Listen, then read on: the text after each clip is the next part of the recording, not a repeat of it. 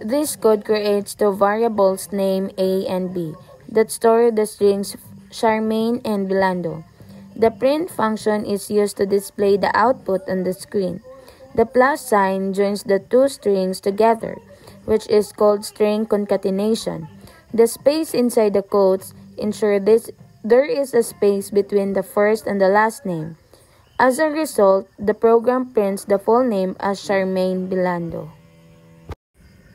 This code creates a variable called word and stores the text cute inside it. The print function is then used to display the word on the screen. The asterisk 5 tells Python to repeat the word 5 times. When the program runs, it joins all the repeated words together without spaces. As a result, the output shows cute written 5 times in a row. This code stores the word programming in the variable x. The line print open parenthesis x open bracket 0 colon 3 close bracket close parenthesis uses slicing to get characters starting from index 0 up to index 3, but not including index 3. This means it selects the first 3 letters of the word.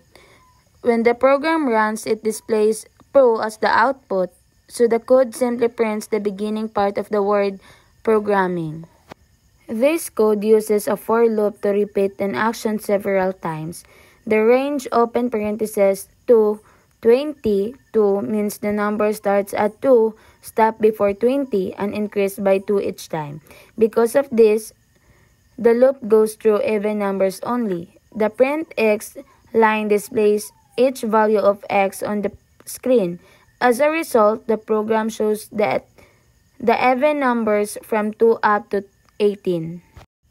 This code uses a for loop to go through each character in the word programming. The variable x represents one letter at a time from the word. Each time the loop runs, print x displays the current letter. This makes the program show one letter per line from start to end. So the output prints all the letters of programming vertically.